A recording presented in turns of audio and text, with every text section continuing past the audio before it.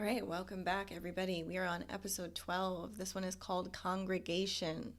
Anna is on that ship now with the Rossi crew, so she is about to have a congregation, or there's going to be a congregation of people coming together and getting into the Nauvoo. But we're about to see so much happen. Okay, let's get... Yeah, so it's just pulling everybody together. Oh, they didn't kill her. I thought Anna killed her. I was like, it's time. There's a time to kill. No, she's crazy. It's not gonna work. Why are you here? You were right next to Tilly when the slowdown hit. You could have saved her. This isn't your business. I've killed better people than Tilly Fagan. Damn. I shouldn't have done that.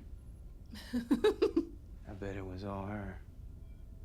The saloon, the fake broadcast, all of it. Yep. It killed us. Yep. I don't give a shit about you. It was about Holden. Revenge for her father.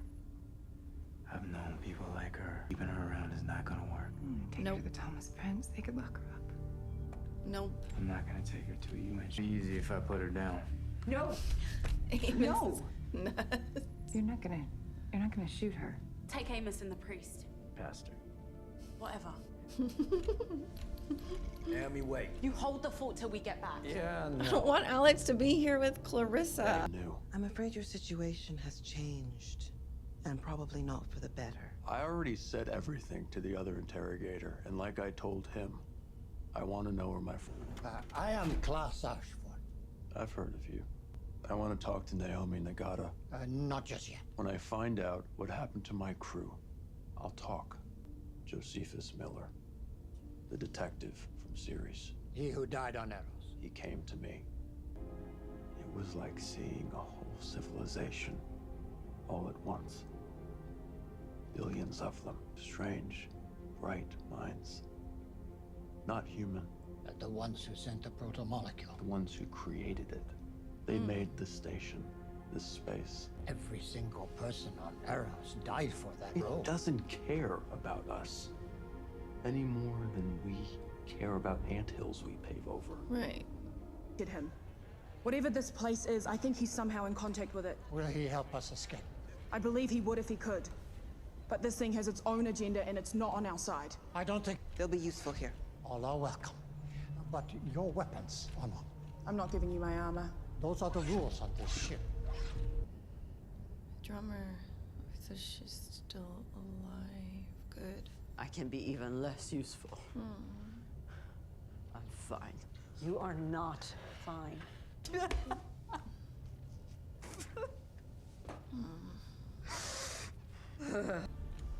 We go. You not have to do it. I bleed as well as anyone. So many dead or messed up, but not this guy. Or you. Or me. Yeah. Right. Because you guys were in there. Level 3, section. Man, Holden's always the guy. He's always in trouble. He's the chosen one, whether it be good or bad. Who the dark hair with the bad look? You need to lock her up. She's killed a lot of people. We put a chemical restraint on her. She can't take it off. Yeah, we on it. Is Holden on this That's ship? bringing you on board. Well, that's not gonna happen. It's the rule. So? Amos, please. No. Go in anywhere until you tell me what happened to Drummer. No, you coming with me. You deserter. You under arrest. What? Okay, I'm gonna need that. I was expecting this.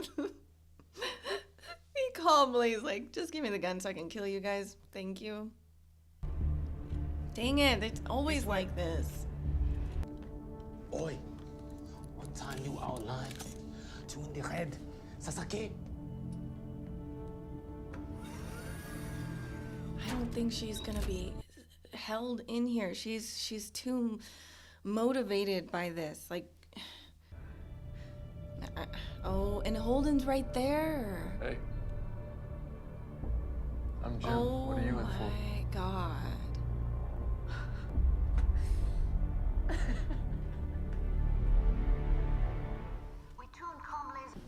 Yeah, ever think you'd see anything like this?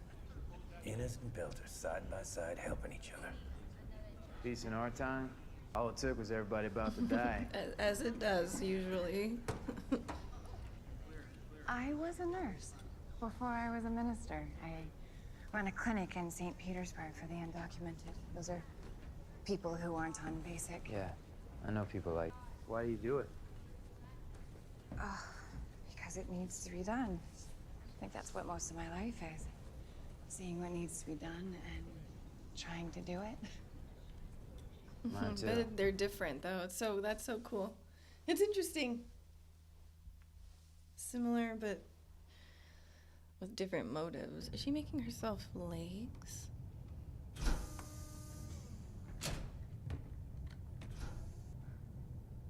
Well, you never saw anyone who got hurt before. They said you were injured, but I didn't. How are you? Backache's pretty bad, right down to the spot where I can't feel anything at all. I'm so sorry. Don't. Holden is here. Whatever happened to him on that station, it has to be connected with everything happening now. If I could just talk with him, then maybe he can help. I can make this work. That did it. Thank you. I want to send a skiff between us and the station with a nuclear warhead or overloaded reactor. I want to create a very high-energy radioactive burst. The last time something blew up near the station, it disassembled a Martian Marine. We'll locate something you can use. Thank you. We're taking a hell of a risk. I would say the situation calls for it. You know he's dead, right? I do. And you still trying to help? No. Just taking a moment with him. I'll bring you some food. Yeah. Oh, their teaming up is cool because that they're so different. Who did I put in charge of security for emergency supplies? Me, boss man. Yeah. Have any supplies gone missing? I don't know. It's a simple question. I don't. Are there missing supplies? I don't know. Well, then who the fucking... Everything we do here is to buy one more chance to live, one more breath. So do your fucking job, or I will space you myself. The Belter way. Stretch the truth. I told him I was your minister. Came to the wrong place. I've already built a bias. I don't actually want to talk. I'm just so frustrated. Really? Holden, I'm hung up on the one that you just couldn't be bothered to save. When Amos offered to kill you, I wanted to let him. Why didn't you? I keep looking for a way to care about you. I think her father was a terrible person, but a lot of people have terrible parents, and well, she's clearly a damaged I feel person, her, but then but this is how you get hurt. brain tumor. Do you have a brain tumor? No. And kill me. You don't get the easy way out.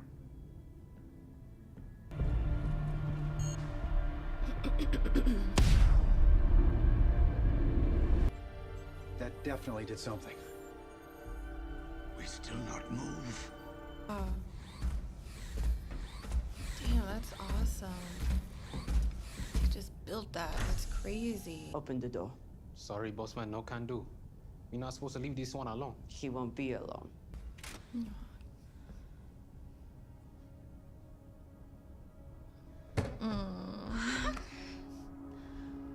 I got the boys off the ship. Everyone's okay. They're here now. Responsible for this. Yes, I am. It's talking to me. Talking to anyone else. I wish it were, but it's not. I have to figure out what it wants. I'm the only one who can. This is going to destroy you. I wonder if that changes her perspective on this. have to fix it. Like, they need Holden, or else they don't survive. They don't get out of here. So she can't kill him. We kicked the hornet's nest, and now we know for sure that there are hornets inside. Freezing all of our ships wasn't enough proof for you? Down there. Yeah, that's an interesting idea, but during such an attack, our solar system would still be connected to this place through the means by which the station can still threaten us. Right, that's right. Okay, so all the rings that were shown, that's how they can kill as many people as they want. Photons still travel at the speed of light in here. They are not affected by the speed limit. So, a laser then? Most powerful ever built. And I propose we make it even more so. And use it to slice through the ring and destroy. Trap us all here forever. No one on the other side would ever know what we did. And we will have saved the human race. A bad way to die.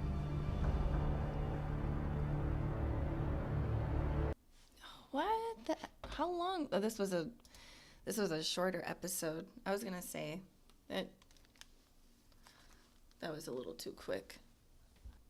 Okay, so I just wrote down a bunch of notes. I went back to the Ashford and Holden conversation, and I was just thinking, probably for those of you who have read this book, I'm assuming that this moment between Ashford and Holden in the book is probably like one of those amazing moments in books. Dialogue is so good in stories where you just start to see like the images.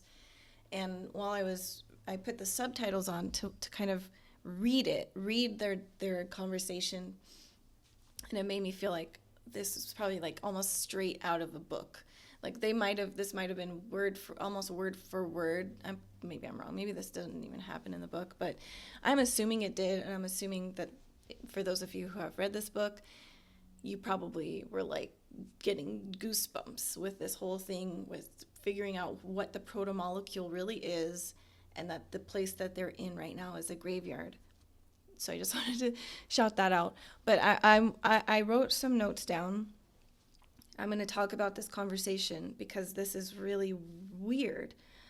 So the proto-molecule is not a weapon. It was built by strange beings with bright minds.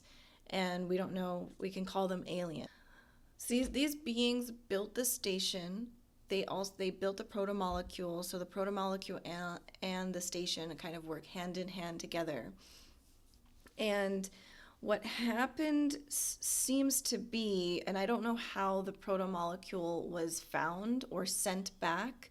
Maybe it was hidden somewhere after a long time and it just came back. But I am assuming for like maybe billions of years, the proto-molecule was gone or in hiding, or it was dormant. And finally something woke it up, and it's starting to kind of go back to its engineering. The way that they engineered the proto-molecule is to always build the station, build the rings, and kind of be on alert. Like this is our base, this is their base. And but what the proto-molecule is not aware of is the people or the beings who created it. They are all dead, all of them.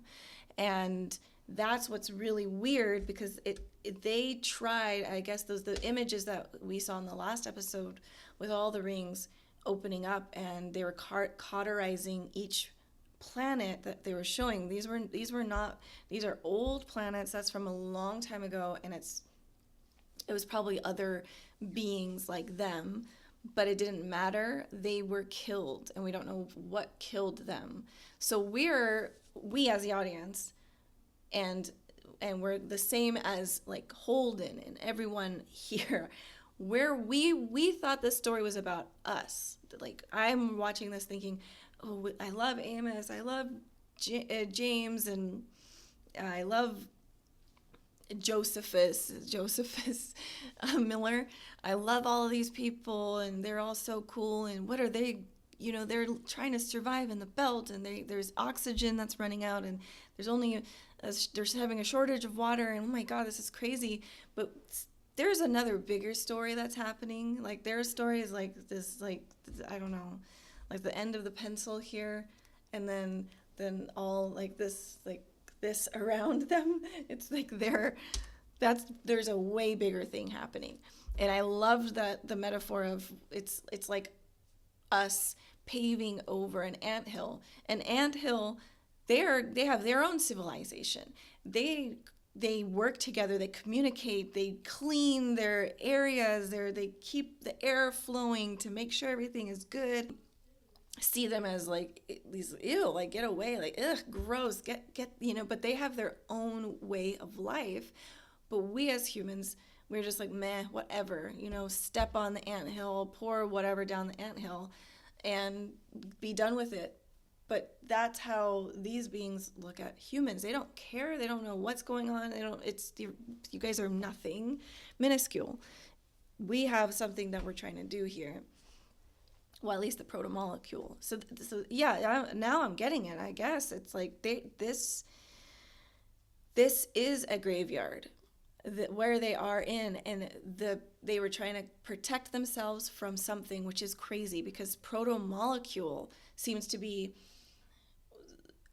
an unimaginable resource that humans were like, whoa, what is this? Like that's what's so weird. There's something stronger than the proto-molecule out there.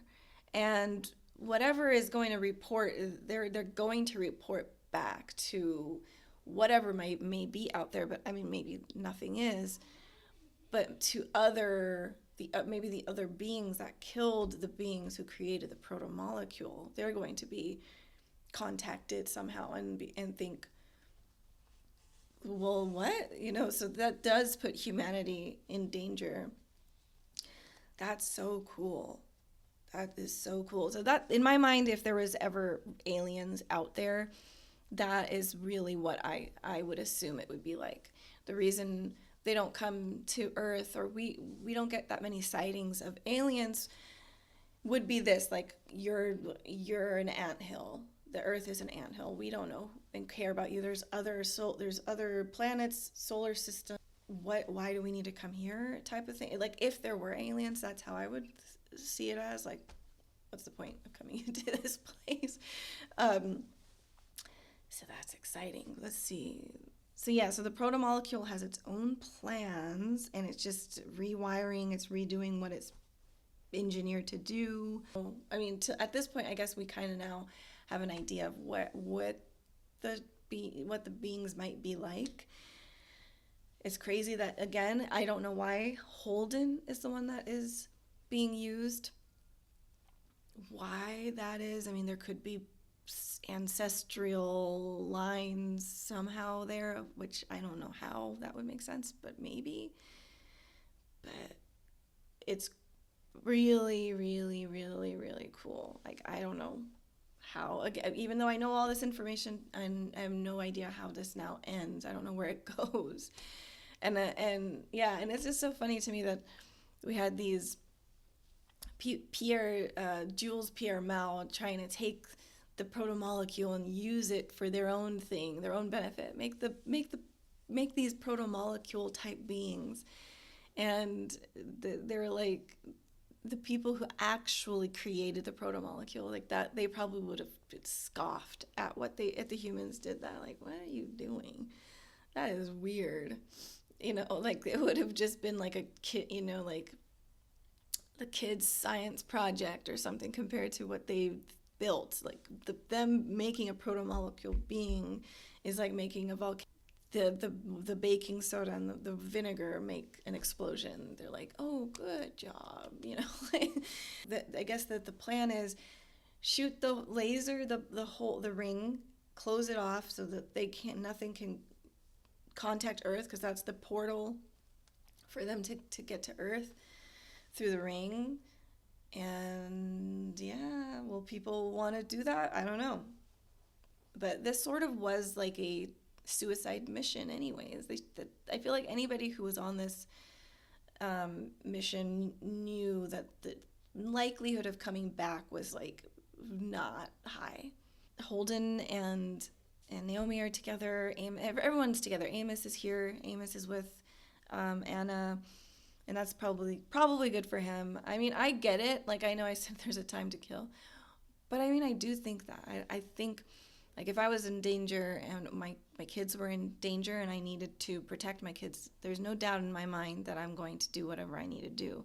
I think there's like that thing of, oh, we forgive everybody. And I used to, because I was like conditioned to believe that, because growing up as a Christian, especially a Christian who is like, we love everybody, you love your enemies. And I still believe that. I do. I believe an eye for an eye makes the world blind. I believe if you live by the sword, you die by the sword. I believe it.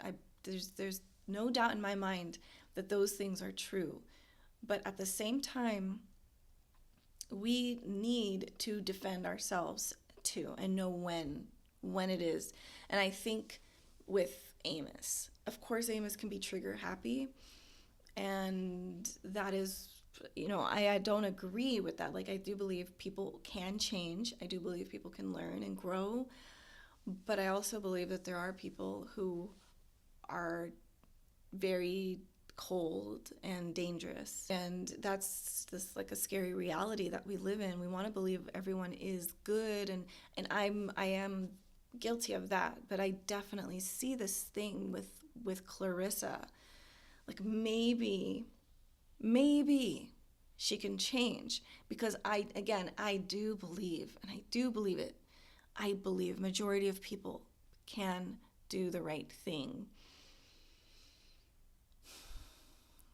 But there's always a small percentage of people that will not do it.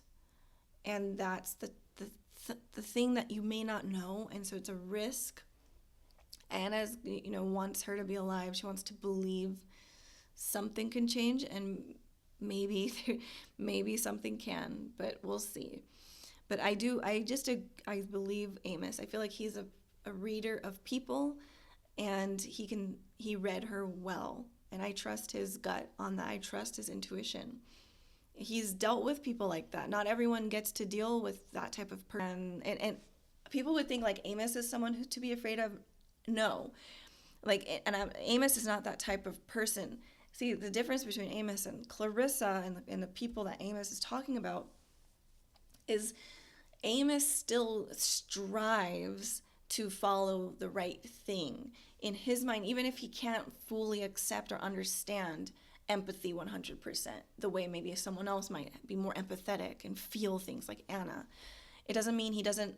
It's a concept that he does understand. He can feel it, but it's in a different way. And he also can spot the good people, and he can and he follows their lead. And whether or not he's good or bad, it doesn't really matter. He's still striving to do what's right, even if it's hard for him. And that's the difference between someone like Clarissa or a person who's a real psychopath who just doesn't care, doesn't see see life the way other people do. That's the danger. All right, that's it. That's all. I'm excited to finish these last couple of episodes out. Thank you so much for watching, and I will see you guys soon. Bye, everybody.